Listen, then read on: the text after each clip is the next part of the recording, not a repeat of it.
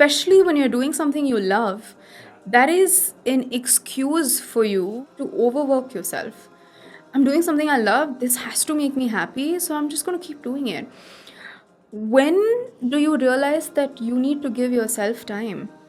It could be something that you're doing that you absolutely love, but you got to do something for yourself, like, give yourself some time, because by the end of the day, what you do that you love will eventually be commercialized. You will obviously look at commercializing that and making money off of it, and eventually that just becomes a job. I'm sure you would have heard of social media influencers who go through therapy, who have to see a therapist at least once a week because of the amount of content they throw out. The second they're free, they pick up their phones and they see what's on Instagram. The second they're losing a bunch of followers, it stresses them out. I don't want to fall into that culture.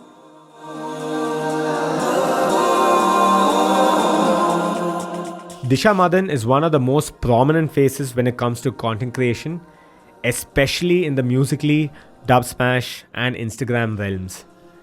Her videos and pieces have garnered millions of views with a very diverse set of audience across South India and even pan-India for that matter.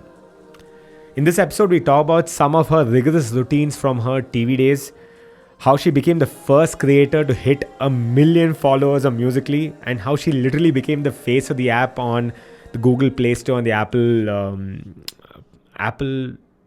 iOS Store? Is that how you say it? Apple Store. Wait, what? Anyway, yeah. How she became the face of the app on both these stores. And also how being exposed to something like dance or any creative field early on in her life had a huge impact on her upbringing and her life in general. We also talk about how she finds YouTube to be a very overwhelming place for her to create. But having said that, she's now finally started creating on YouTube with some really nice, well-produced content as well. So yeah, if you'd like to go check that out, head on down to Disha's YouTube channel.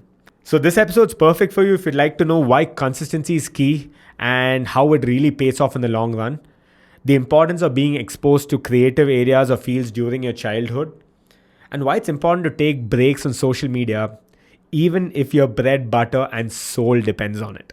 Someone like Disha, who is literally intertwined or like so deeply integrated in social media, also takes breaks from creating, from engaging, consuming time and again. And if she can do it, I think we all can, and we should probably draw the line somewhere, right? So yeah, this is a super fun conversation and I learned a ton from it. So I'm certain you're going to too while you enjoy it as well, I'm hoping.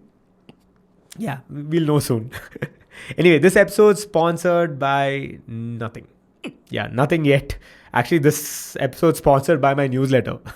Hell, my newsletter can sponsor this if it wants to. So yeah, so this episode is brought to you by my newsletter, which is available on my website, akashdamodan.com. So if you haven't subscribed yet, then head on down to my website and subscribe now. It won't cost you a penny, but you could walk away with some short writes sent to your inbox every other week. That's sure to get you thinking, and I'm hoping acting as well. By the way, this show's audio partner is Sennheiser. I'll talk more about their equipment and this partnership a little later on in the episode. And also finally, we bring you this episode shot and recorded at Open Jam Studios, our community partner. We'll talk a little bit more about OJ Studios a little later in the episode as well. So yeah, let's get right into a conversation then. This is my conversation with Disha Madan. This is Against the Odds, and I'm your host, Akash Damodan. This show is all about inspiring people to take the unconventional path and lead a life that is truly fulfilling and rewarding. Watch and listen as talented individuals take us through their learnings, the challenges they face, and how they continuously adapt to overcome them.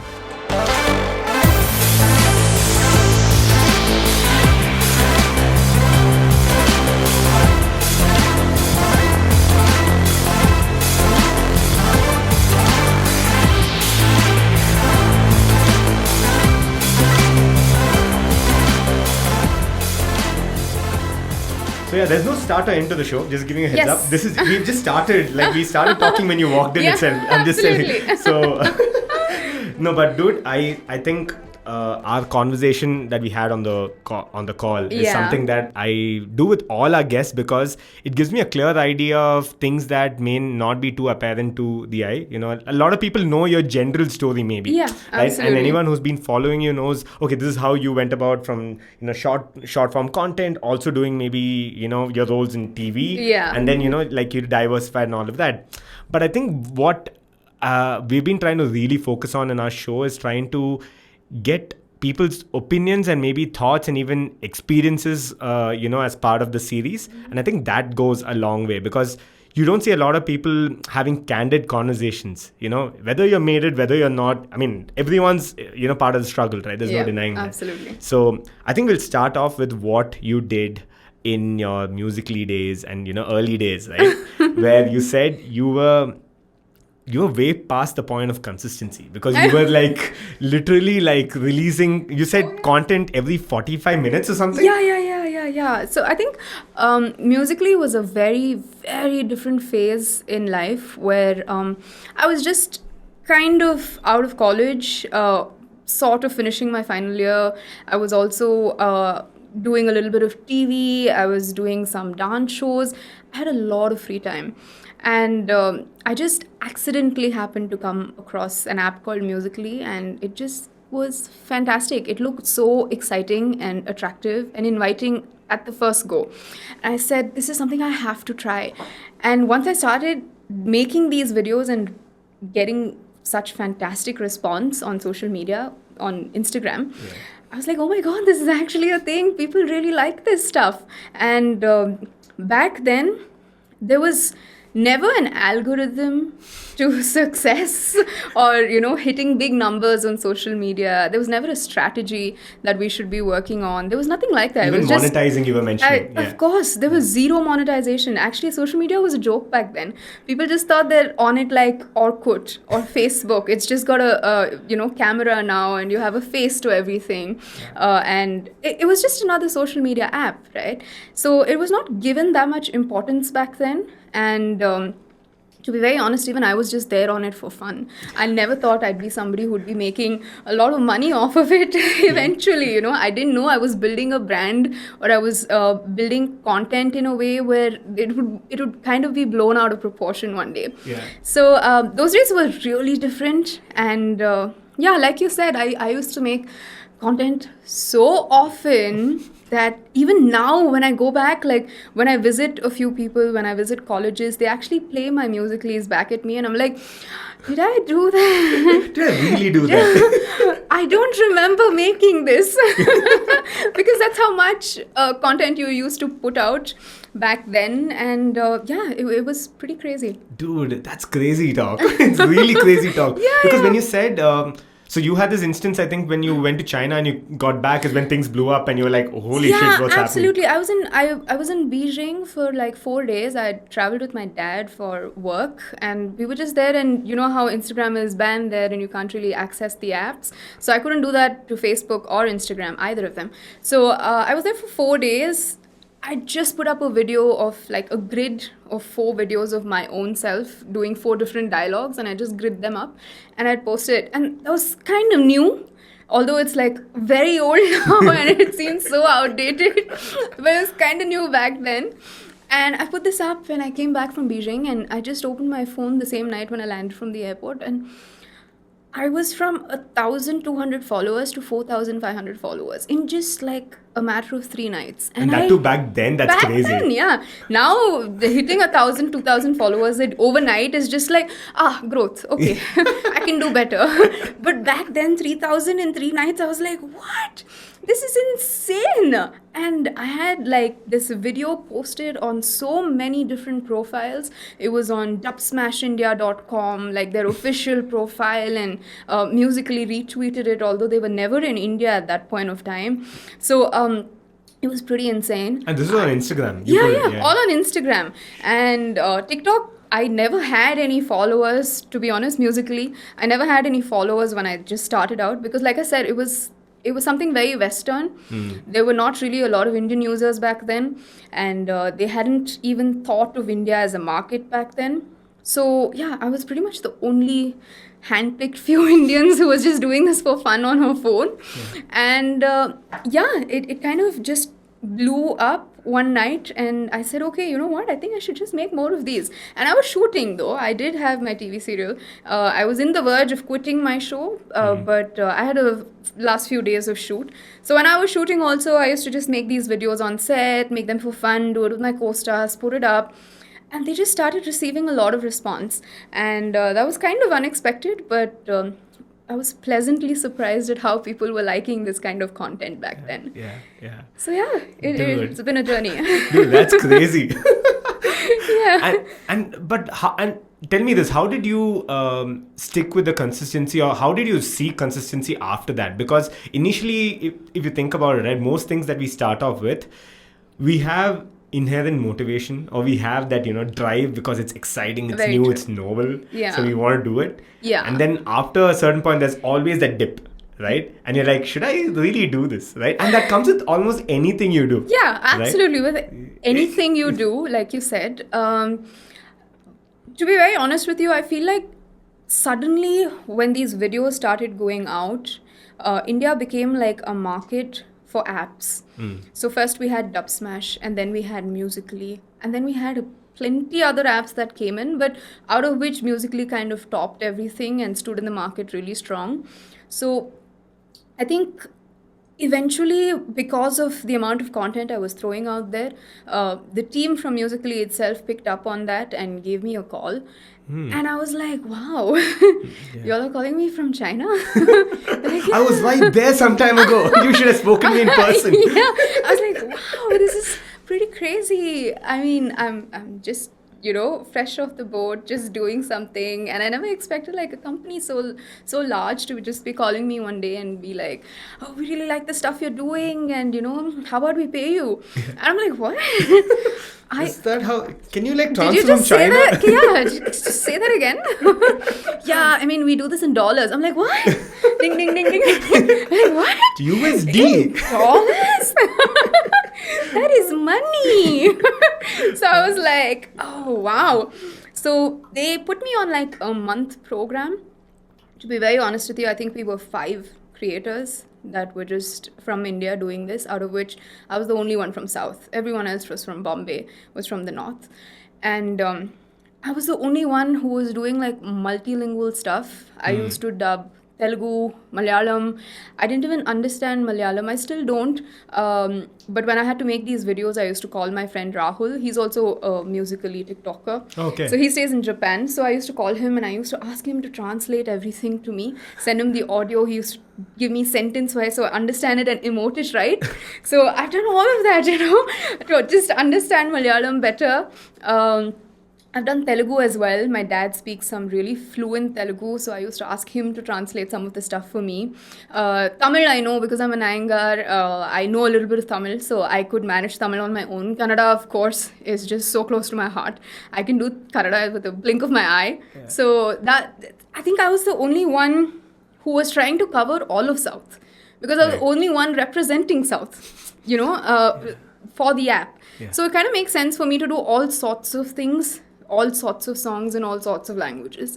So because of that, I also received a fan base, or like a following base, admirers from everywhere in the South. Even now, I have so many people following me from Hyderabad, although they don't understand half of what I do in the industry, or, in what I do in Kannada. They just don't get it. I have so many people from Hyderabad, so many people from Chennai, and I don't even talk that language. Yeah. And I think that built over, trying to cover everything when I was in my initial Musically days. So yeah, I got on a program with Musically for about 6 to 8 months. And that's when changed from a 1 month to a 6 to 8 months. Okay, yeah, that went on. That went on for about 6 to 8 months, and I was like, wow, I didn't know I could make money off of this. Yeah. This is as good as my salary. Yeah. So I was like, wow. If not better. Oh yeah, if not better, because I used to shoot, when I was in my serial, I used to shoot for like, I think 12 hours a day.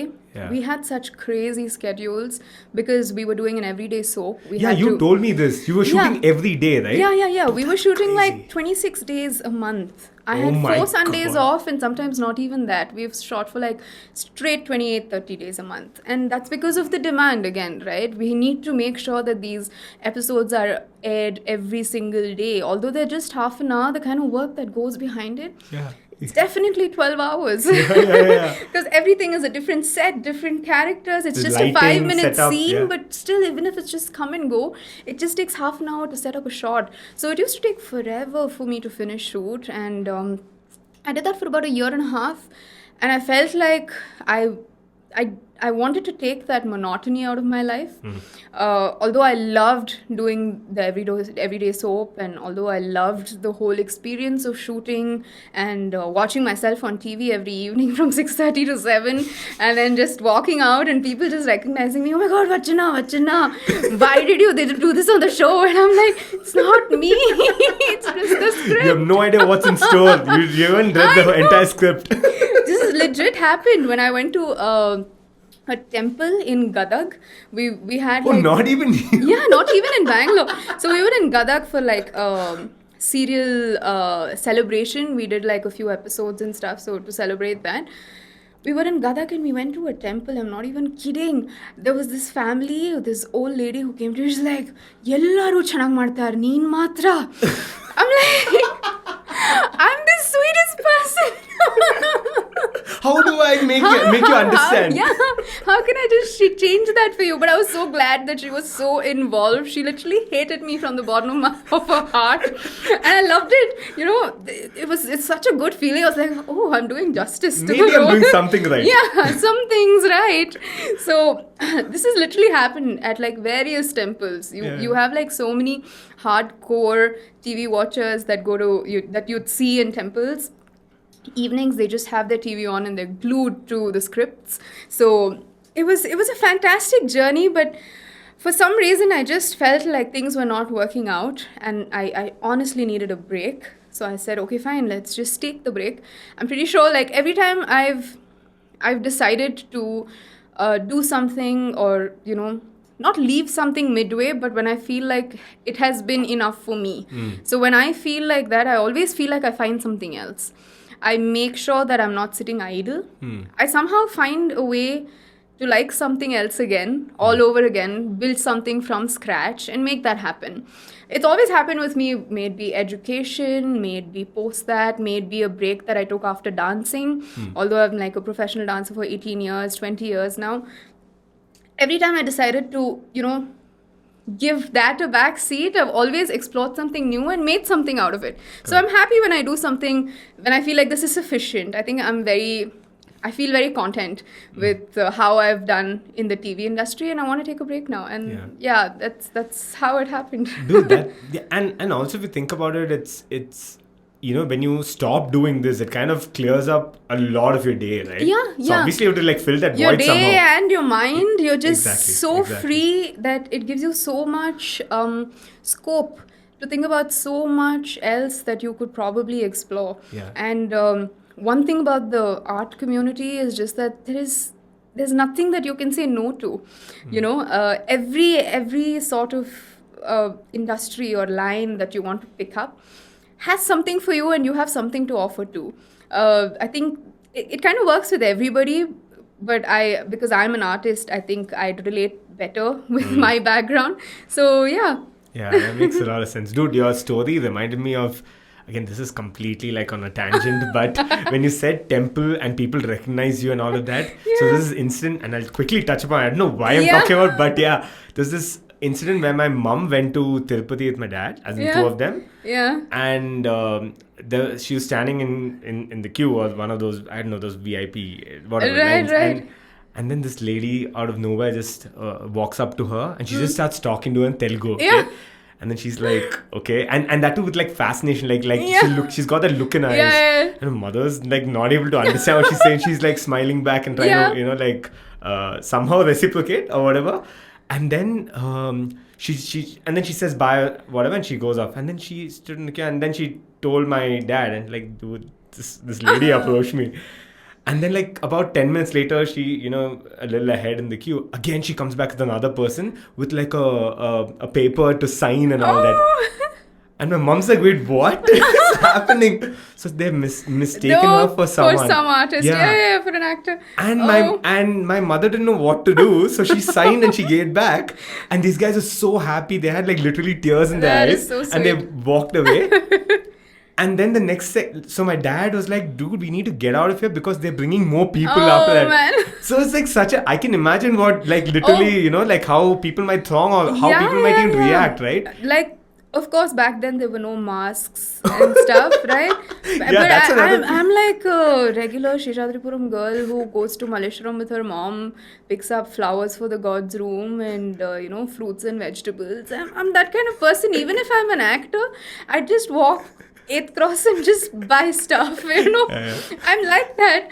So there were no masks back then. I had to like put one dupatta around me and drape it and make sure nobody recognizes me and walk. And I used to wear my glasses. I used to take out my lenses and wear my glasses. But even then, people just had a way of looking through all that and be like, Vachana.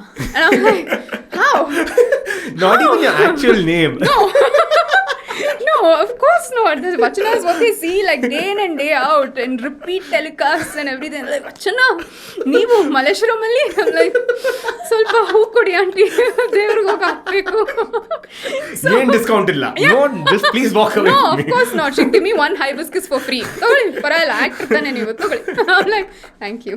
Thank you. At least that much.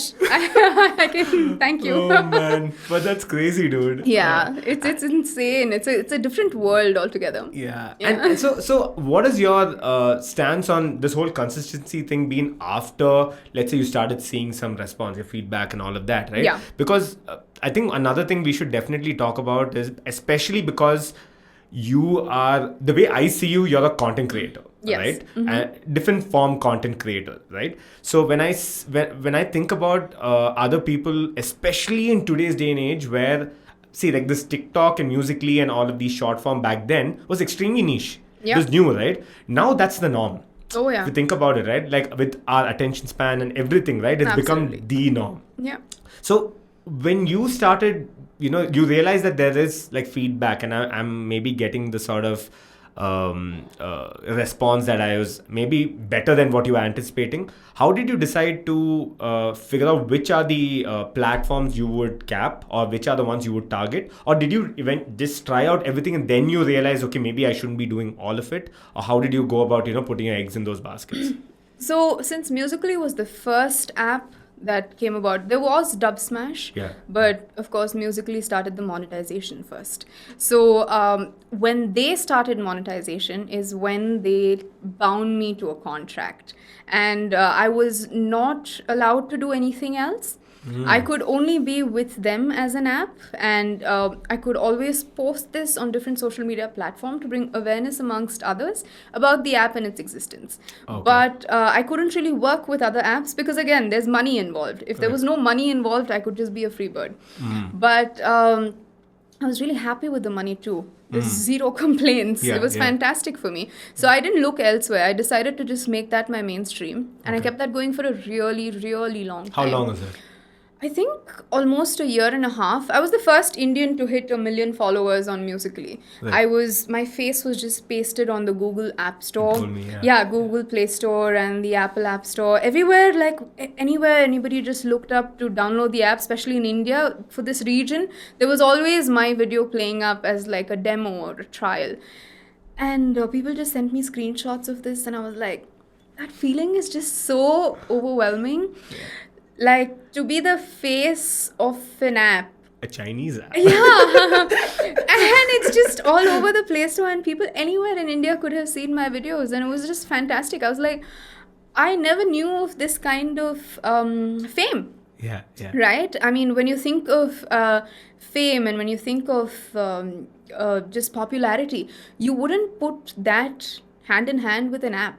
Correct. Back then, at least. Especially back then, yeah. Now there's a lot of influencers. There's so many people that gain so much out of social media apps. But back then, fame was just nowhere close to social media as such. It was Yeah. just a networking circle. And to be doing something like that over there was life-changing for me. It was Yeah. fantastic, and as a career, I think I instantly wanted to jump into it. Right. I definitely thought there was more that we could do when it came to monetization back then. I knew that this was going to be an ad platform. I knew there was. I definitely envisioned it, but I didn't know how to go about it. Correct. Because it's not easy to sell to a brand saying, you know what, I can make a 30-second video for you on social media. I have like 20,000 followers and it's going to work. Yeah. They'd just be like, what a joke. Yeah. Like, we Yeah, do oh this my for God. TV. Yeah. Do you know the kind of audience we have for TV and you're giving me 20,000 followers? Why should I even pay you? Yeah. Right? So it was very different back then. Although I felt like this, what I'm doing right now, could have been done years ago. But it took a while. Of course, right? There's And growth. they were also kind of learning the ropes and Exactly. figuring things out. So right? it's growth. And that eventually happened. And I'm so glad it did. And I'm so glad I stuck to doing this for a little while. And yeah, it's been going fantastic.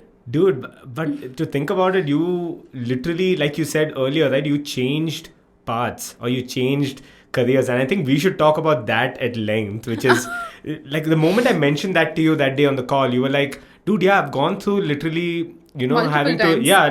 that entire change, shift and process so many times, from learning dance, to what you studied, to literally what you ended up doing. And then again, there you took another leap of faith. My mom has actually been the most interested in arts. When she was a child, she was born and brought up in Mysore, and when she was there, she was very fond of singing, and for some reason, she thought I'd have a fantastic voice.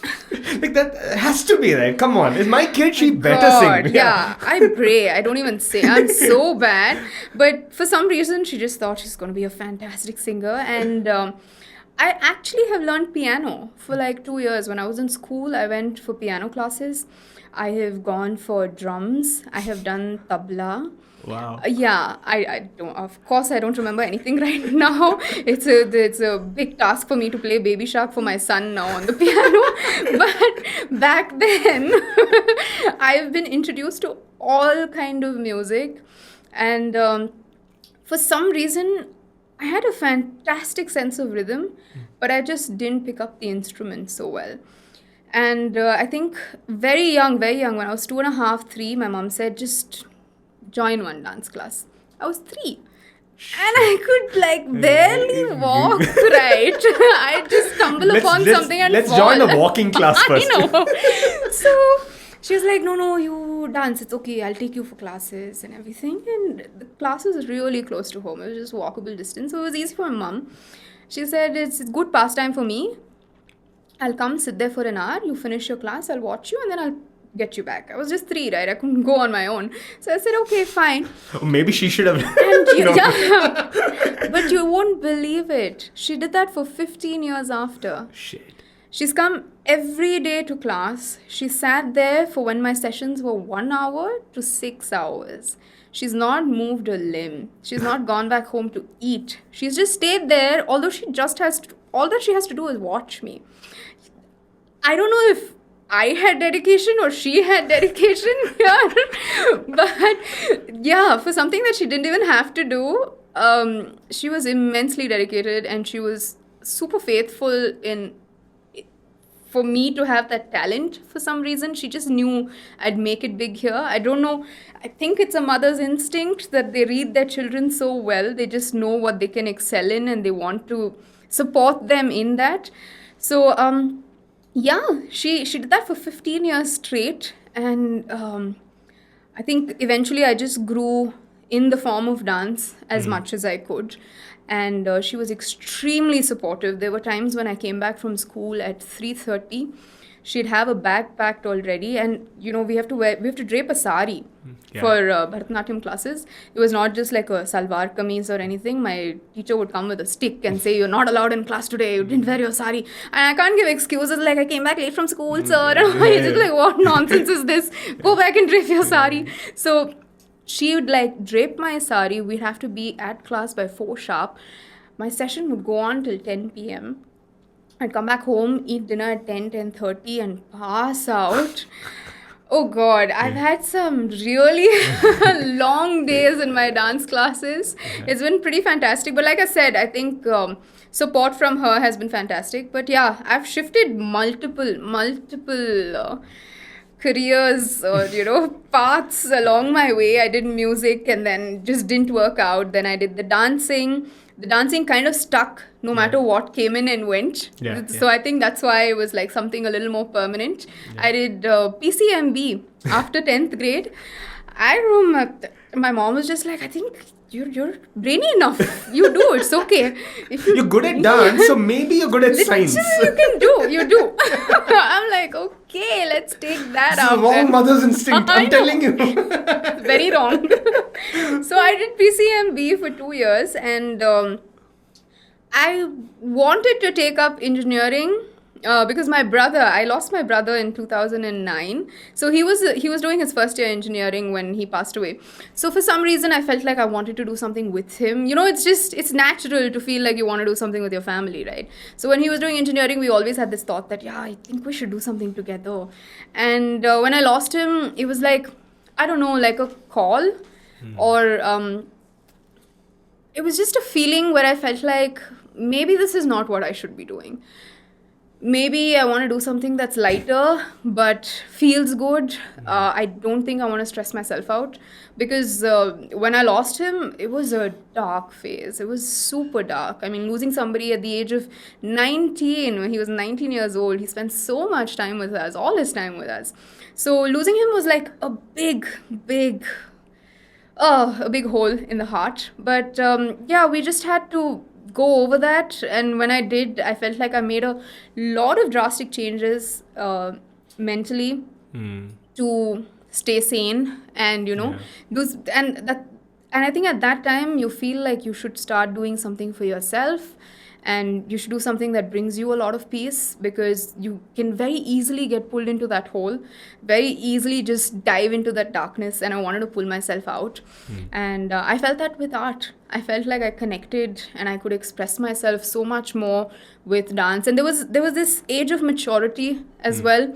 Up to a certain age, you're learning art as discipline, and you're taught, so you're learning and you're still understanding the art form. After a particular age, after a certain point, you start exploring yourself with that art form. And I think that's what happened to me when my brother passed away. I felt deeply connected to dance in ways that even I can't imagine. I felt like I could express myself in so many ways. So that happened, and I think that's when I said, this, I think, is permanent. I think this is what I'm going to do. I took that plunge, of course, from doing PCMB to like just randomly saying I'm going to dance for the rest of my life. It's quite scary, but I wanted to do it, and I think I had the grit in me to make that work for Right. myself. So I did a lot of professional shows. I started making a lot of money out of dance. I used to do that even when I was in school. I was 4.5 when I did my first paid show as a dancer. Wow. Yeah, I worked in a musical for this company that came down from the USA. I've done a lot of that as well, but I felt like I wanted to do more in dance at that point of time. And yeah, I did a dance show. I went on to win that in the Kannada industry. It was pretty insane. It was like dancing stars. It's like Jalak Diklaja, Yeah. like you're given a celebrity and you're the choreographer. Right. So I did that, and I won that show, which was fantastic. It But was that's what insane. got you the foot in the door, right?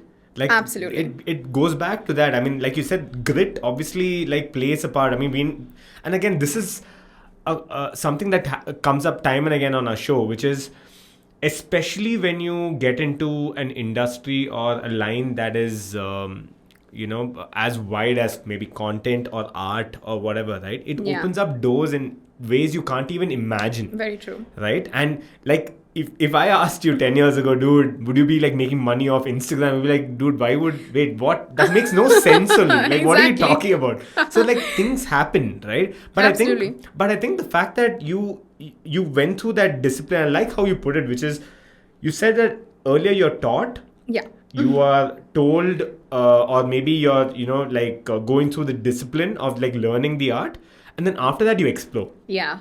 And then when you get past that point, then you know whether it's really, you're in it for good or It's your not. thing or not. Yeah, Yeah, yeah. very true, very true. I think there've been so many days, even when I was a teenager, when I told my mom, I'm done.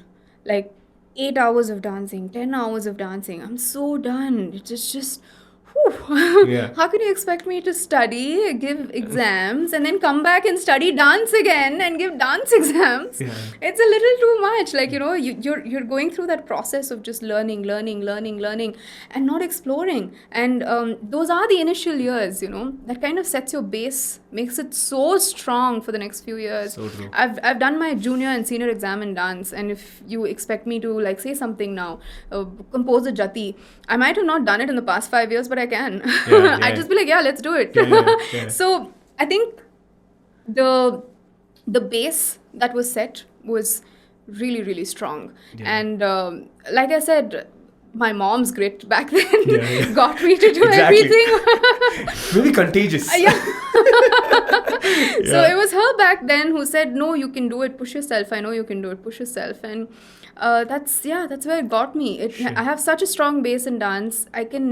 Any day I can just pick it up and be like, I'm going to do this again, and it's not going to leave me. I know that the art form is never going to leave me, because I've done so much to just have the knowledge of it. Yeah. So I know it's never just going to go away. Yeah, dude. And so this, again, another thing we talk about time and again is how I think Indian parents, when it comes to the conventional sense, right, or in terms of how we look at education and getting like the top rank and all of that, there's one aspect of that. Then there's the other side of the coin where and I'm sure this is true for all parents, forget Indian parents, where they want your kids to try out different things, even if it costs them a little bit in terms Yep. of time, effort, money, whatever. Absolutely. And that is like, when your kids were like, dude, why are you pushing me to do this? Yeah. Like, why? Like, I don't want to do this. Yeah, which Like- which is so true, right? Yeah. I'm so grateful to my mom for having that compassion and that interest towards the art form that she had. Yeah. And also foresight, like you said, Yeah, right? yeah. I don't know what she felt like was gonna click for me, but she just knew this is something you have to do. And no matter what, there were so many days. I was a very spoiled grandchild. My grandfather was so fond of me, so fond of me. He would hate for anything to hurt me. There were days when I'd go back from dance school and just be like, my knees are hurting. As a baby, yeah, I was just like 5. And I'd say that, and he'd just go to my mom and be like, "Kar ko nok beda ulna. Just make her stop dancing now. Enough. The Completely. baby's knees This are was- paining." And my mom used to just be like, "Okay, it's okay. I'll give her 2 days break and take her on the third day." And the third day, my mom would come. She'd be like, "Don't tell, no, please. I want you to learn. I don't want you to go through this. Be open. I don't want you to feel like, as children, we don't understand these things. That's why the role of a parent is so important, to make you see the world in a very different way. We'd feel like our parents are putting us in a box, but it's actually they're trying to take us out of that box. At least for me, it was that case. I was putting myself in that box. I said, my legs are paining, my hands are paining, I don't know. But my mom was like, no, just because you're a girl child or, whatever, Yeah. don't stay at home. After you come back from school, have an activity. You want to play a sport, go play a sport. I've actually done long jump in school. I've won medals for long jump and everything. So she's let me do all of that. And she's like, catch one thing that just has your attention, grabs your attention, and has that going for a while. So she really, I think, steered me in the perfect direction when it was my prime time. And children learn really fast when they're young. Yeah. They can grasp so much. Yeah. It will shock you. I'm seeing that with my son now, and I'm so scared. I feel like my mom set such a high standard.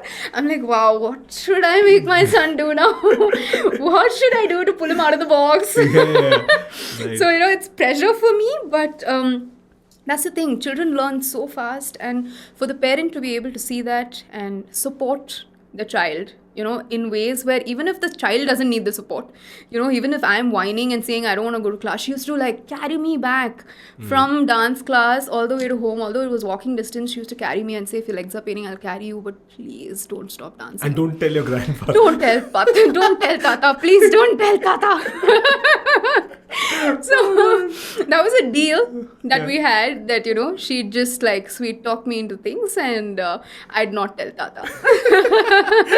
So yeah, those were the initial days. When I think about it now, I'm like, wow.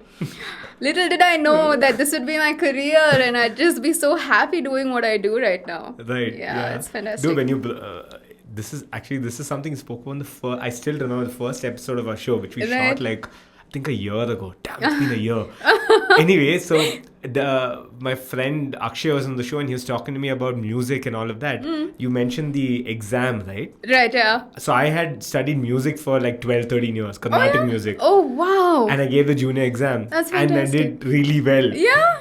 And at one point, after a certain point, I mean, I don't know if this is true, but maybe it's because of doing that I'm so inclined towards art. Yeah. Maybe, I don't know, right? We don't know how You the never mind know. works. Yeah, absolutely. You never so know. I went through 12 years of that, right?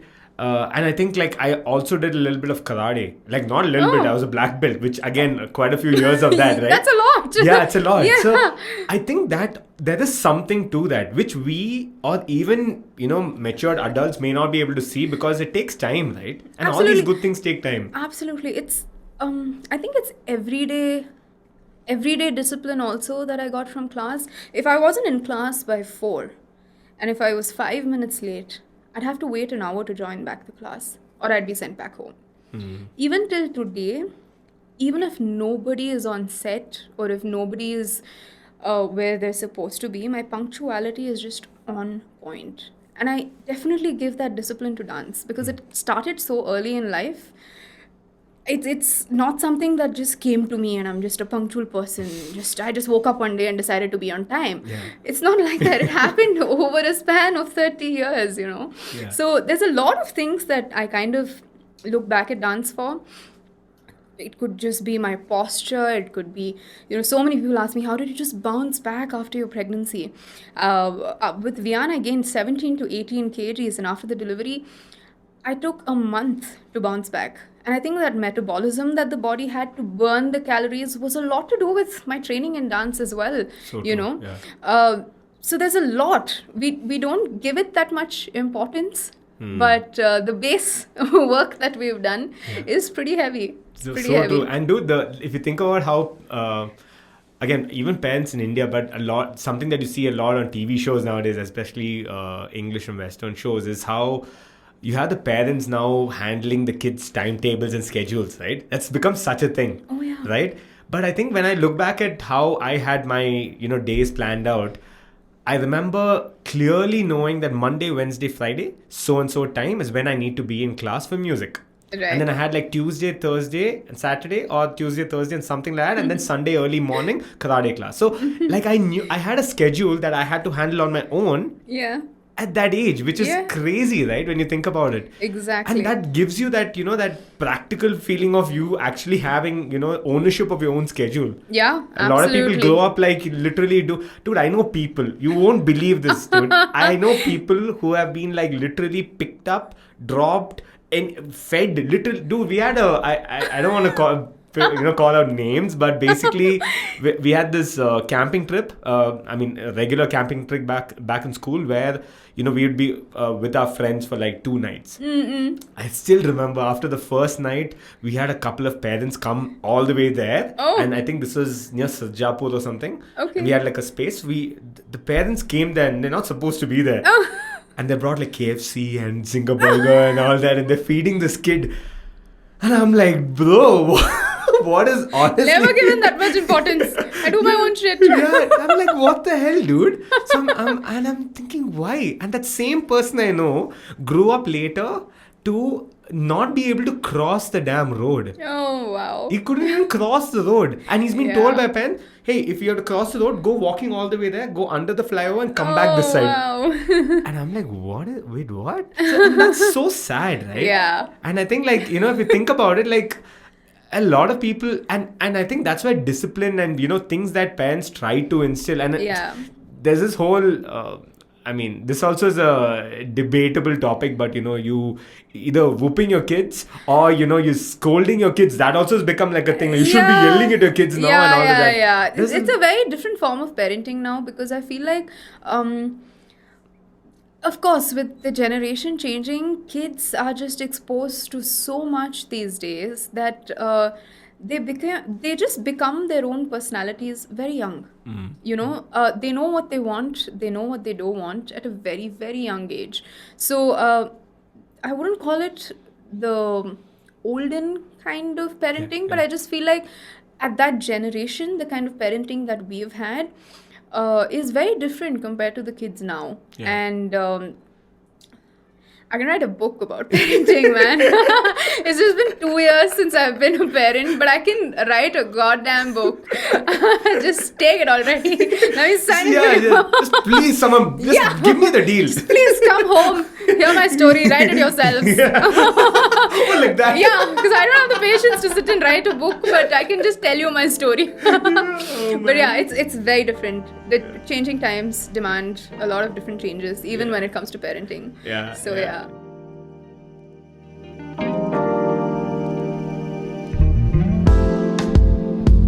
Okay, guys, taking a small break from the conversation to talk about our collaborations and partnerships. So first and foremost, I'd like to talk about our collaboration with Hubhopper. So for people who don't know what Hubhopper is, it's a podcast providing platform, a hosting provider platform, where if you don't know where to host your show, or if you're unsure of where to get started with creating audio podcasts, then Hubhopper Studio is the way to go. If you wish to start your own podcast for free, then you can visit hubhopperstudio.com. Hubhopper is one of India's leading podcast creation platform. Start your podcast with Hubhopper Studio and get your voice heard across platforms like Spotify, Ghana, Google Podcasts, Wink Music, and more. Click on the link in the episode description or visit hubhopperstudio.com. Let me take this opportunity to talk about our audio partner, Sennheiser. So there are a lot of equipment that Sennheiser sent across to help with the creation process here at Against the Odds. I've obviously already spoken about the microphones before, but let me touch upon some of these incredible headphones that I've been using for our monitoring and for editing and whatnot. It's the HD25. And yeah, what an incredible piece of equipment this is. So earlier I used to edit with, these regular Apple earphones. And man, the moment I put these on, it really just amped up and leveled up the detail with which I could listen to the tracks and listen to just monitoring and just the feedback in general, and it's been incredible. So if you want to actually get a good pair of earphones or headphones rather, that's going to work either with your workflows or it's going to help you in your content creation journey, then might I recommend the HD25s. Go check it out. I'll leave a link to it in the description below. Also, this episode is shot and recorded at Open Jam Studios, our community partner. So if in case you want to just quickly get started with creating content, either the audio or the video bit in a very professional looking setup, or maybe you want to invite guests over and you don't have the right place to shoot or record your content, then might I recommend Open Jam Studios. So yeah, the space has been incredibly beneficial in terms of how the place is set up, where it's located in the city, and just how professional the workspace is. So if you guys would need a studio to get started with your creation process, then just get to it. I'll leave a link to their website in the description below. And yeah, they've got all the equipment on board. So you just need to come on down here, sit, pay for the space per hour, and then get going. It's as simple as that.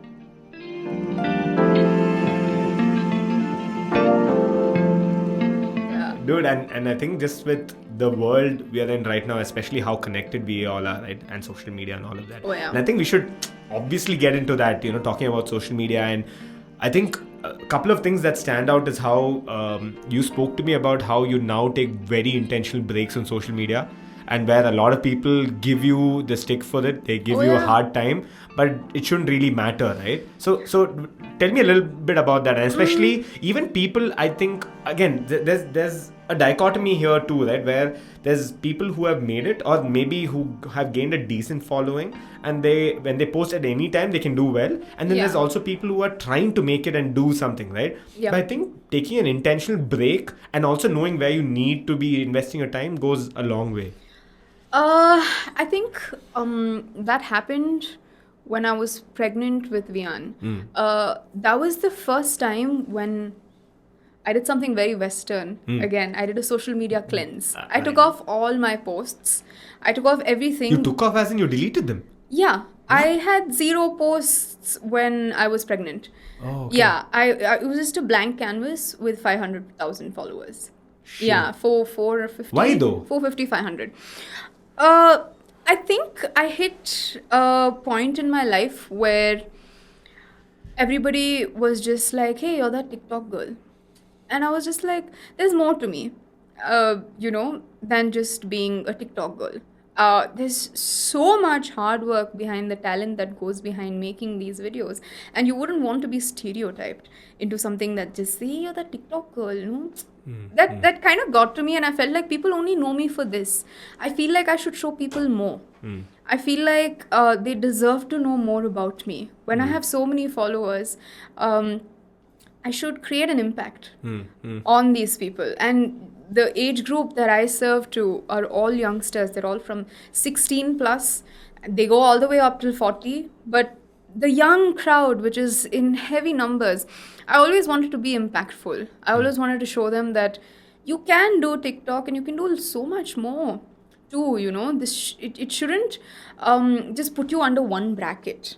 And for some reason, I don't know, maybe it was the hormones when I was pregnant that also kind of acted up on me. But I just felt like I wanted to do something else for a change.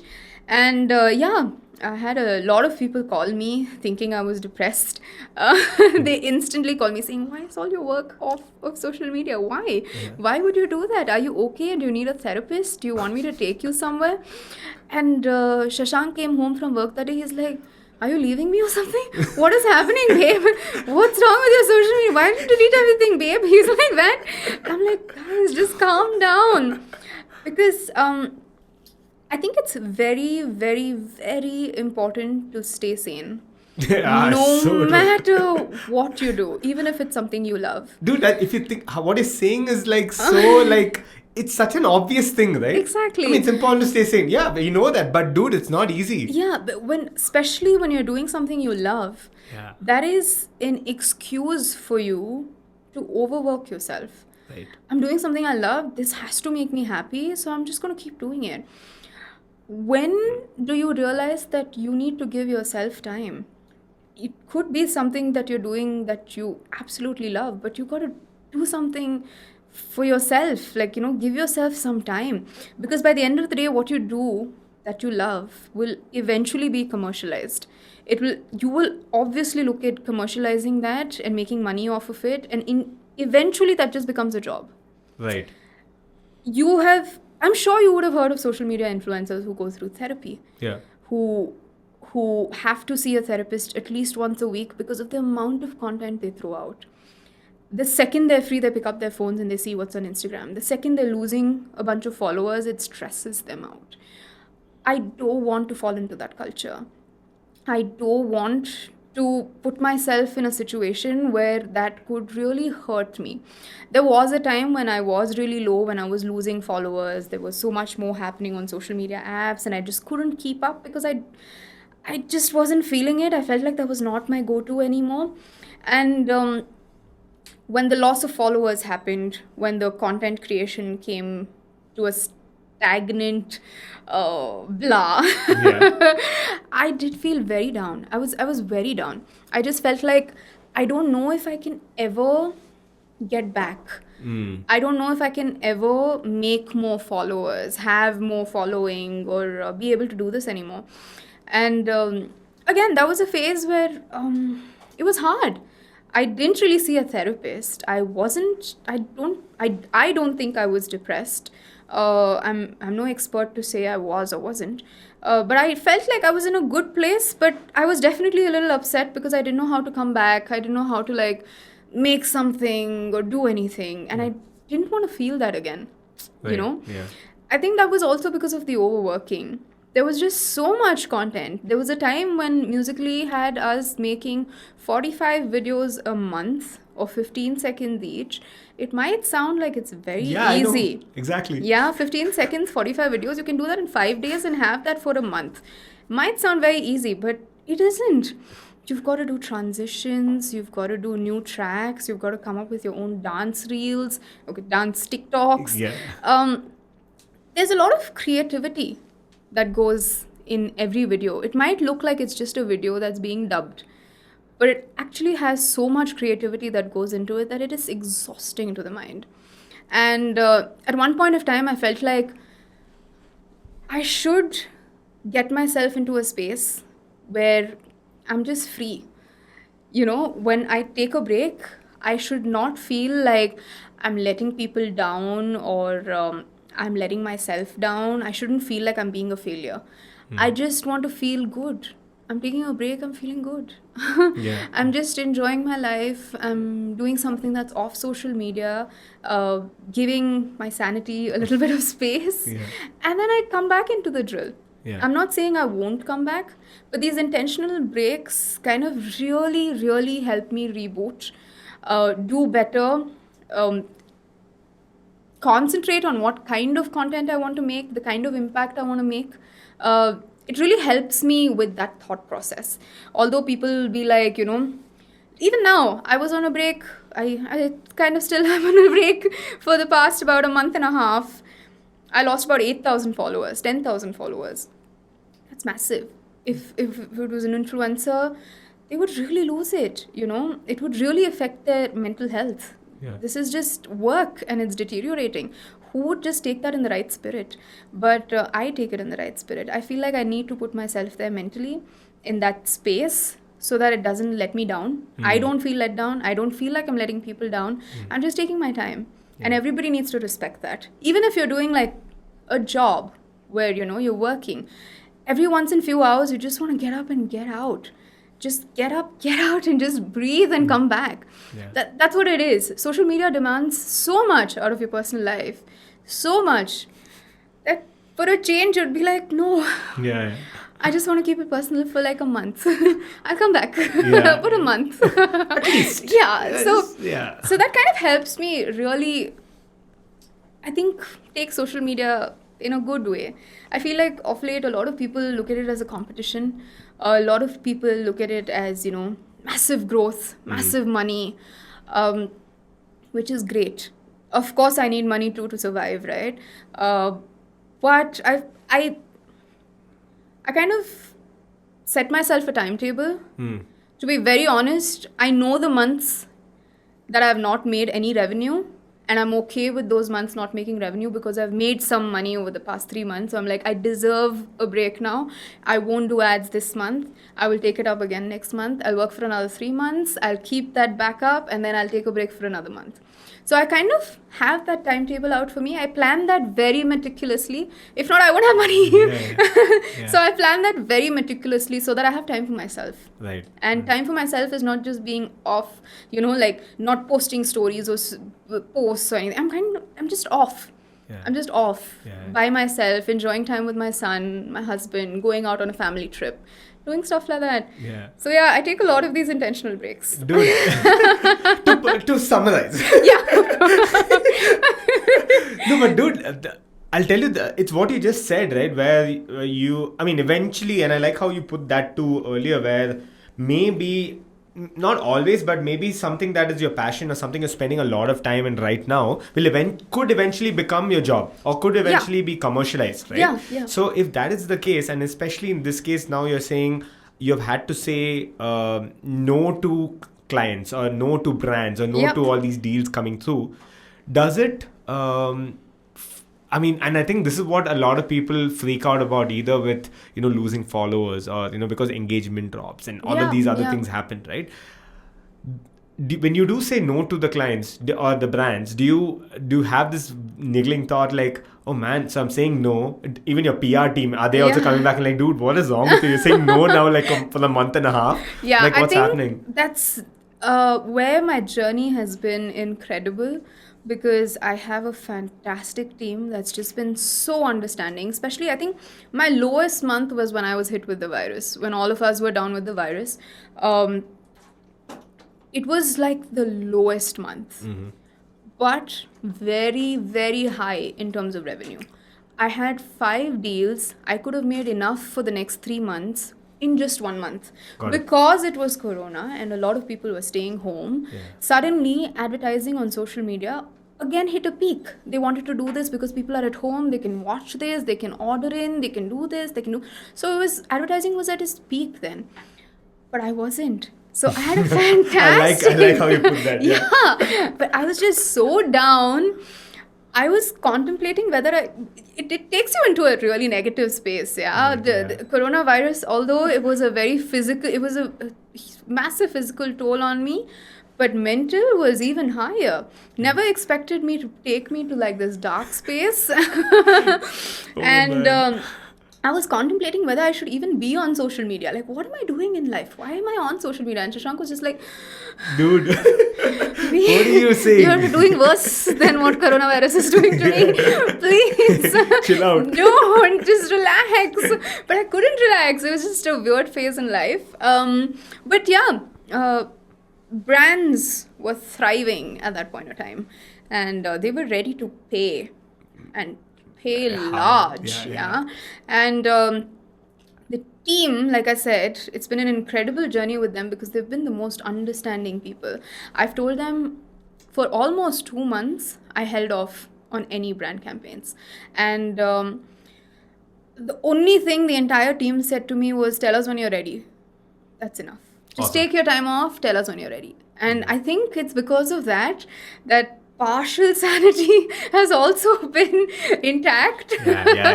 Because if the team was just like, you know what, we can't do that, we really need to get you going, and it's not helping our company as well, and if they came back with something like that, I'd be bummed. I'd be so exhausted.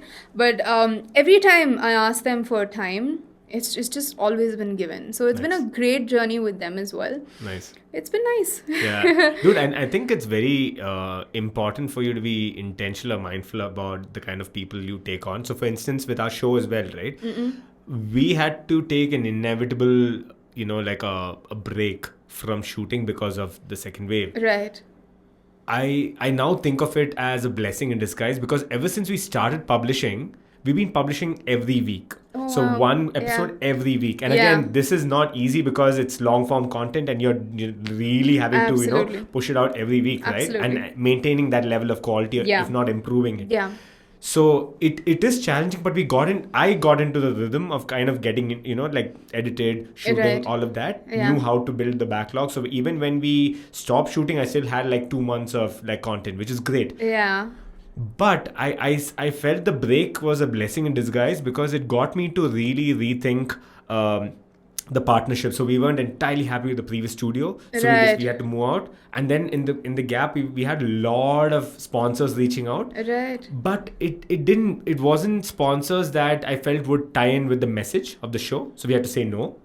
But more than sponsorship and money, I was looking at brands that would really be with us for the long haul. Yeah. And Sennheiser is now powering our audio. That's fantastic. So when they reached out as well, I had a few other audio brands as well reach out, and we did talk to them. But I got this vibe from these guys, this team, and dude, ever since we started discussing or whatever, we've had numerous issues because even talking to you, we were supposed to shoot another location, we moved here and all of that. Right.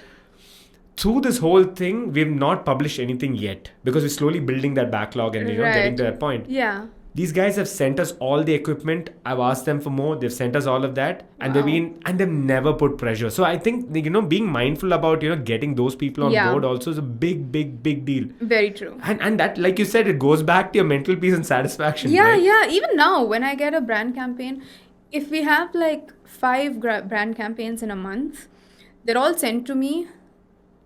First question is, are you okay with this? It's never, we have to do this. It's always, are you okay with this? Are you comfortable with this? Do you think it's aligning to your thought process? If it is, then we'll do it, Disha. If it's not, let's drop it. And because I've had that freedom from them, I feel like it's just the best kind of bond. It's the best kind of trust. I just trust the team with anything, honestly. If they just come up with something one day and be like, you know what, I know you're not going to do it, but I feel like you're going to do it. I think you should do it. I'll just do it. I'll do it for them because they just know me so well. It just kind of builds that bond really well. You said, and you said during the second wave, you were on a break. It helped you realize so many things, right? So many things, dude. Yeah. So it's very essential to take these breaks. I just keep plugging that in. Oh man, and also I think everyone needs to look at it from the long-term plan or and we spoke about that too, right? Yeah. When you're building towards something or you have a certain goal or aspiration or whatever in mind, and everyone's, again, this might sound so cliche, but everyone's looking at like an overnight success, and like, oh, that person got like 2,000 followers, or that person had this video blow up. Do you see the number of views on that channel? Yeah. This is crazy. Did you see that person is making this much money? Just crazy. And then we kind of, indirectly set that as the standard and norm. And that is such a sad way to live, right? And when you get started with that kind of mentality, you're bound to lose. Yeah, that's what I'm saying about competition on social media. It's why is there competition? Because you see someone else succeed, and I'm not saying you're jealous. You're very happy for them to succeed, but you're always wondering, why isn't that happening with me? Yeah. And you could be from the same background, you could be doing the same kind of work, but it's working for one person, not working for you. It kind of puts you in this space where you're like, I don't know, is this meant for me or not? But everyone has their own path. Everyone has their own story of hard work, especially now with reels, right? With Instagram reels, it's so tricky that a profile with just 50 followers would probably have one reel with 15 million views. Possible. It's very possible because of how viral it could just go overnight. That's one thing I've really loved about Instagram, is that it does not put you in a box. It doesn't say you have to make dance reels, or you have to make videography or travel or anything. It could be anything under the sun. It could be anything. It could be a baby just singing, and it could go viral. That'll definitely go viral. Yeah. Very true. It could just be you cutting bread. It could go viral. So I feel like there is no more limitation that they've put on talent, which is fantastic. You can grow in any way possible, I think people are making use of it also now, which is really great. But and I think, dude, the main reason why you need to understand, and especially like you said, you could be the exact same person, carbon copy, literally dress up the same way, do the exact same thing, and live that person's lifestyle, but then you realize it's probably not working for you. Yeah, you could actually be the first person. They could actually be doing something that you have done before. And doing it better. But people are just pleased with how that looks, rather than how what you put out looks. Correct. And it's highly possible. That's what it is all about now, right? It's the same version that's been done 100 times, but liked a little better than another, right? That's kind of what it is. Why do you think they have a little more extra likes or a little more extra views? It's just been liked, and it's just a little fonder than what you've done. And it's okay. I mean, it's completely okay. It's your own journey, and I feel like that your journey should not be described or should not be defined by how you did it with your competition, or how it was easy for them, but I had to work 365 days more to, get there. It's not. Maybe it wasn't easy for them too, maybe they worked 365 days before that you didn't know of. So everyone has a different journey, but I just feel like you should just keep going at it. Keep going at it. You will see the light at the end of the tunnel eventually. It will happen if you just don't lose faith and just keep going at it. Dude, and I think that's why it's so important for you to, hone and love your craft, right? Because there could, and I think I had someone, so I also have a couple of clients for podcasting. So we help out with, strategy, content, video production, editing, all of that as well. And one of the guests on that show, shout out to Attitude Makeover podcast. So we had a guest on the show who's a chef, who's the founder of Thalp, all these, like different Asia in a Box and a lot of huge brands. Oh, right. And he was talking about how you judge a restaurant not by, the crowd on a Saturday evening. You judge it by how it's doing on a Tuesday night or Tuesday afternoon, right? And he's like, I'm always working through the weekends because of, having to run the restaurant. So usual times I take a break is during, like midweek. Yeah. So I go into some of the new pubs or new, restaurants, and I sit there and I'm like, I can already see that this place is not going to work, right? Like how you can do, like how it's functioning and all of that. The same thing applies to our lives too, where we have our, it's all ebb and flows, right? Yeah. So there are days that it's just like nothing's going according to plan. it is really bad. Your like that sanity and all's gone for a toss. It only sanity's gone on a vacation, and we are here like, what is happening? But if on that day, if you don't hate what you're doing, then you found it, right? Yeah. That is so important. Very true. Very true. Yeah, because those are the times you would probably give up, Yeah. right? Yeah. I think those are the most easiest times to give up. It's very easy to walk away from something that you feel like is not working. Very, very easy. But to stay there and make that work, even through the times that it's not working, is really mastering that art. Yeah, Really just getting to where it's supposed to get to. Yeah. And also liking it, Yeah, right? yeah, You can't, absolutely. I mean, you, like you said, right? It's so easy for you to be a carbon copy because, Yeah. again, everyone fetishizes, loves, is, waiting for that, that kick of growth. Exactly. Right? So then when they're looking for that, it becomes a little bit of a challenge because you're trying to do what someone else did maybe 2 years ago Yeah. and trying to exactly replicate that, but Yeah. you're not coming from the same mind space at all. So you can't keep at it because that person's already 2 years ahead of you. Very true. And he's going to keep at it or she's going to keep at it because, well, that's what he or she likes doing. Exactly. Yeah. Dude, Yeah. that's crazy. Yeah. When I think about all of these things, again, the reason why I say all of these is because I have a lot of people reaching out to me for podcasting, doubts, insights, and all of that. Yeah. Right. And a lot of these guys are worried about all the tertiary bullshit. Yeah. All like stuff you don't need to even think about. Yeah. Bro. Very true. Like, dude, which mic should I use? Which hosting program? I'm like, bro, doesn't matter. Just get started. Yep. Just do if you actually want to do it. Yeah. And again, I tell some of my clients also. I've lost 2 clients. I have yeah. one client where I told them, shoot this or record this on your own. Do 6 episodes. Yeah. Record it. Listen to it yourself. And you tell me whether you're happy with what you've shot. And Yeah. if you like even doing that. 4 episodes and he's like, this is not Can't for do me. it anymore. Yeah, I don't like doing podcasts. And I would rather be like, in the content space, maybe on Instagram or something. Yeah. I don't want to do podcasts. Okay, great. You found that. But you Yeah. would know that if you didn't get started with that, Yeah, right? exactly. I mean, it's so easy for us to look at that. That guy's doing damn well. Let me do exactly that. Yeah. Dude, Yeah. my Which God. is also, I think, becoming like the shortcut to success these days. Like, something is trending, something is doing really well. Let's just redo the same thing. Yeah. I'm not saying that's not creative. I'm not saying that you're copying somebody. You're doing it in your own unique way, which is fantastic. But I feel like every now and then you should be able to make something that is so unique that becomes trending on its own. You know what I mean? Yeah, So I feel like people, because it's just so much more easier to do something that already exists, go through a formula that is already just found. It's so much more easier to stick to those lines that people just grab onto that really fast. And they look for that for success. Yeah. And that's very short term. Yeah. It's very short. It'll work for a little while and then that'll go away too. You'll need something new to look to. So unless you have something of your own, you have your own brand, you've created your own niche, then there's something that people are really hooked onto you for, you won't lose that. You'll Yeah. never lose that. Yeah. Even now, like when I used to make the videos, the dubbing and all of that, of course it's a copy of what was in the movie, They're all scenes that were a part of a film. These are all dialogues that have already been written by script writers. Yeah, I didn't do anything. I just made them my own with making my own characters. And that's something that people have loved. So I still have people that are with me because of that. My following is still strong. If I lose people, it's like 8,000-10,000. But when I'm back active, I hit another 40,000-50,000. And then I take a break. It's okay.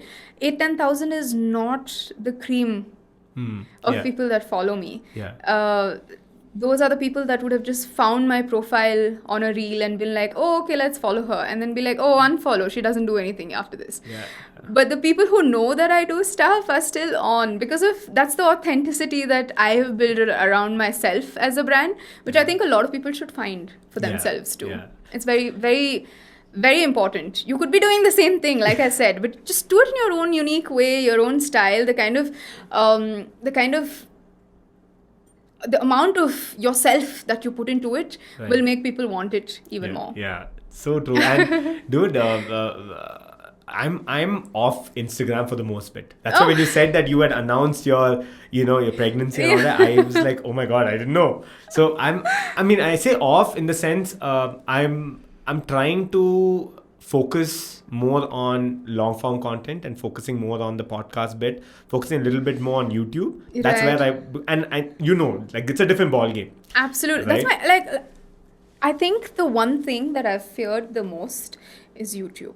I don't know what it is. I have tried to make videos. I've tried to do like hair care routines and skincare routines. And I've even tried to vlog an entire day with just my son and me. I haven't been able to edit it and put it up. For some reason, YouTube just.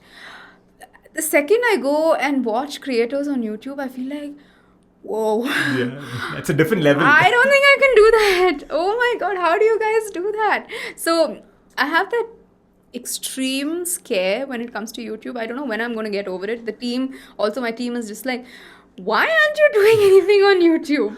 You're perfect for it. Just go for it. People just want to know what you do in life. Just go for it. And for some reason, I just can't. So many people have asked for a home tour. The recent house that we moved into, so many people, but I don't know why. I just can't. I just can't. Even Shashank is like, I'll shoot for you. What is there? I just have to hold the phone, walk around with you, and it's done. Just do it. And I'm just like, tomorrow. I want a break, remember, Shushank? Just like, He'll shoot me. The second I say break, he'll just shoot me. He'll just run away. He's so sick of my breaks, I think.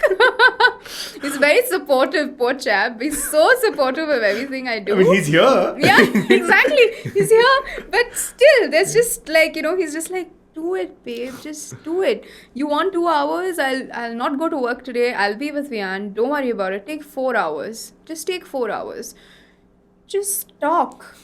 Shoot yourself. Just talk. You're fantastic at this stuff anyway. Just talk into the camera. Just talk about how your day is going. Shoot throughout. Hold the camera. I don't mind being on screen even if I'm looking ugly. Just I'm going to be driving. It's okay. You shoot me. Just show people what we're doing. That's what they want to know. Why don't you let them into that part of your life? And I'm just like, next week. 15th we'll plan that. And then when 15th Which comes, 15th? Today I have to go to the doctor. Next 15th we'll plan it. 15th of which month? Yeah, it'll Some just month. go away. So yeah, I've had this big scare with YouTube. I don't know when I'm going to get over this. But yeah, long form content is just... Yeah, it's a different beast. And when I got into, the rhythm and, of trying to push out regular content, Yeah. even now I'm a little caught up because, well, I'm trying to shoot as much of our podcast episodes Right. as possible, and also a lot of client work and all of that. But in that gap, I realized Instagram is just not my place. At least even in terms of consuming as well, I've cut Yeah. it down really hard. So like for instance, I'd taken a break from Instagram for 2 years entirely. I got back to Instagram Wow. because I had to, start, Yeah. marketing the show. Yeah. So it worked, and automatically there was growth. And started Right. growing, the page started growing. I'm like, great. And this reminded me of what you said. One of our reels also went viral. Super viral. Yeah. I was like, it got like, I don't know, I don't remember numbers, some 35,000 likes or something. Oh, wow. So like almost Yeah. a million hits. And I was like, holy shit, this is crazy. But it's what you said, it's not the cream, right? It's not the people who are in it for, Yeah. for good. So all Exactly. of those guys are unfun. But it didn't matter because I Yeah. realized this is not my game. Yeah. Right, so I think it's also very important for you to, along with the break and balance, it's Yeah. also important for you to balance across these platforms too, right? Very true. Yeah. Very true. That's why I told my team as well that maybe by the end of this year, I will try. I will Expect a just mail, maybe. try. I'll try. Because honestly speaking, I think I don't have it in me to shoot myself. Long form. Yeah. If it's 15 seconds, 30 seconds, I can definitely do it. With a blink of an eye, I can do it. But if it's long form, I don't think I can commit. I feel like I'll shoot for half the day and half the day I'll be like, my hand is hurting. I don't think I can do this anymore. I don't think I can do this Or vlogging even the editing anymore. after that, that's another thing. The editing is another ball game altogether. It takes like 1 week to edit, although you just took 3 hours to shoot. I'm just like, how? This is like a lot. So that's why I was like discussing with the team and I was like, maybe we'll get a team on board to shoot, edit. I'll just be there. But let's just shoot, edit and get it done and then I'll post it. Yeah. Makes sense. And I think that, if you can identify that itself, it's a big win, right? Yeah, I feel like I am the content, I can be the content. I can't be the person that shoots and The production edits side of and it. I can't do the production side of it. I don't think I'm fit for that. I don't think I do a good job at it also. And Right. that I don't want to do it and fail and not give that quality to my audience. I don't want to do that either. So I'm like, let's figure that out. Maybe by the end of the year, Yeah. we'll have Again, which some. year? God knows. Hopefully this year we'll have something, and launch a YouTube channel. Hopefully, let's see. I'm still so skeptical and so scared about this, but yeah, hats off to you all who do it on YouTube on a regular basis. Hats off. This is dedication to another level. Yeah. This is like next level. Because 15-second videos and 1 minute reels or IGTVs and all of that, they can. I can somehow manage to finish that in 3 hours. But The entire thing. entire thing. Yeah. But long form videos is not easy. This requires hours and hours of work, of shoot, of rework, of edit, and depending on the quality that you give your audience, it's so intricate, the Yeah. stuff that you work on. Hats off. I don't know what else to say. And also, I think, I'm glad you're talking about this and you're saying that you know what, where you don't belong or where you don't fit in. Not in terms of whether your content being there, but the fact that you're not willing to take up that process itself, Yeah. right? Which itself is like a huge win because it clears your mind Yeah, of having to fight that battle itself. Yeah, That's very such a true. big thing, right? Very true. And then there's also the flip side of that, which is let's say you finally decided to do all of this and then you're half-assing it. Yeah. And then there are people who just put some bullshit out there. Yeah. Let's shoot and let's just put it, it's fine. Let's say it's consistent, the algorithm will help me and some shit. Yeah. But you have clearly decided that this is the level of quality that you'd want to show. And I think Yeah. that goes a long way. And I feel like you said, right, with consistency, a lot of people just shoot, throw. And there's only a limit up to which an audience can consume. Like, beyond which even the audience is like, what is this? What shit is this? Like, why? It's going to get to that point. And I think I very consciously don't want to get there. Every video that I make, I want it to be either some sort of knowledge that I give them, some sort of awareness that I give them. Or some entertainment factor, something. Entertainment, yeah, but I don't want that entertainment to just be like kuch bhi. Yeah. Like anything. I'll just keep one spoon, keep one lemon and walk from one side to one side. I can't do that for entertainment, right? Like, what is that? Kuch bhi. So We should try this. After this, we'll go out and on Church Street, we're just like... walking content, here, take it. But I feel Shashank like will be so proud. he's Like, going to what take are the you- car and he'll drive away, I'm telling you.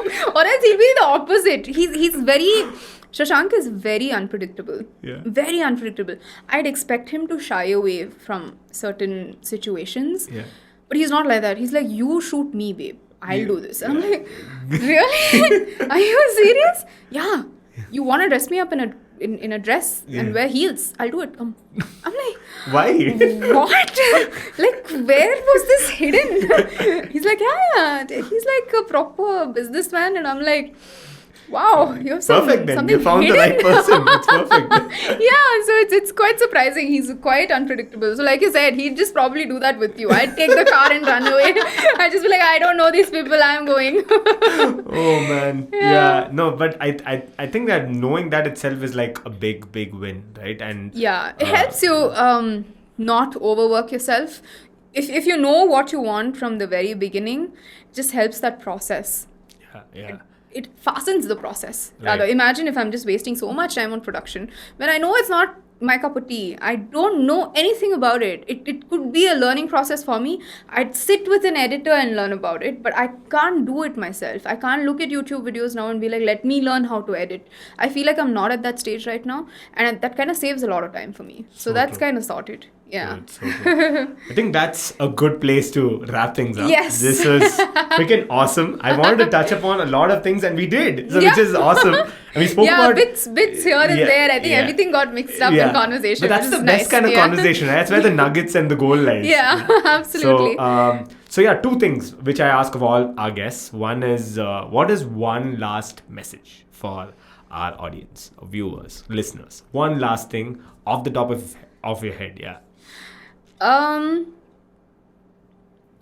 When you find something that you're passionate about, when you find it could not necessarily be a career option, it I'm talking about myself back then.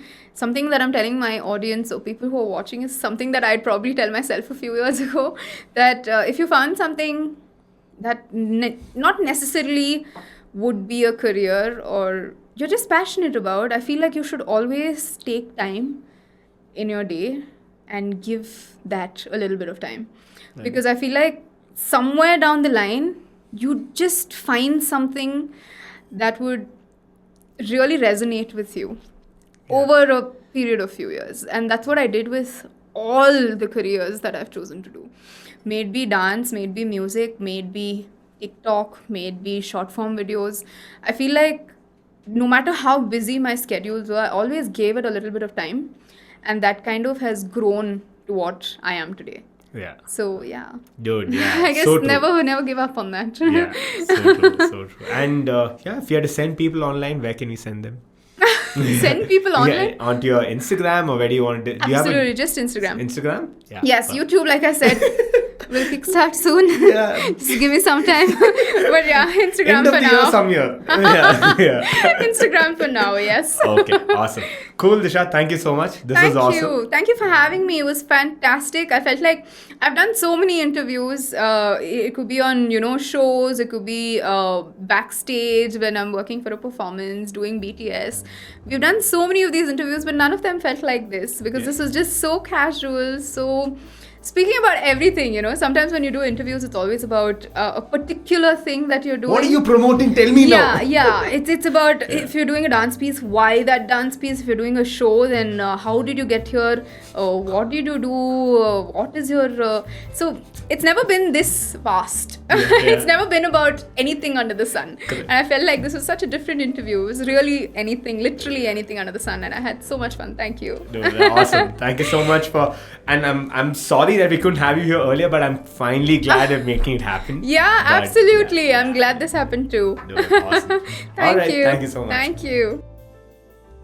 So yeah, that concludes my conversation with Disha Madan. How do you guys like it? If you really liked it and you're watching this right now, then hit the like button, guys. It really, really makes a difference. Like I said time and again, I have to tell myself to hit the like button on other creators' videos because I don't normally do that. It's not natural for me to hit the like button on YouTube. So if that's the same case with you, here I am reminding you to hit the like button. By the way, I had no idea that she was preggers with a second child. It was only once she was in the studio that she brought it up indirectly, and both Apura and I flipped it. We're like, holy crap, that's crazy. So Disha and Shashank, if you're listening to this, congratulations once again. And I'm super happy for you guys. And if you guys found value in this episode, then congratulations to you too, I guess. No, but seriously, if you like the conversation and you learned something from it, then you can support the show by just, like I said, hitting the like button on the video. Or if you're listening to this over audio, then might I recommend leaving a rating and review on Apple Podcasts, or formerly iTunes. Head on down to Apple Podcasts and leave us a rating and review. It really, really helps the algorithm. Also, maybe share the episode with your friends or someone who's close to you. If you feel that there's value in what you've listened to or what you watch, then consider sharing a link of the episode with your family or friends or anyone who's close to you who you think could use this sort of guidance when it comes to their journey and their careers. And yeah, finally, if you'd like to connect with me on Instagram, then go on ahead. I'll leave a link to my Instagram in the description below. I publish few short, simple pieces of content on Instagram, but for the most bit, I use it as a channel to communicate with my audience. So if you'd like to just leave me a DM and let me know your thoughts on the show, I'd love to interact with you. Cool then. I guess that's pretty much it. I'll see you guys on the next episode. Until then, cheers.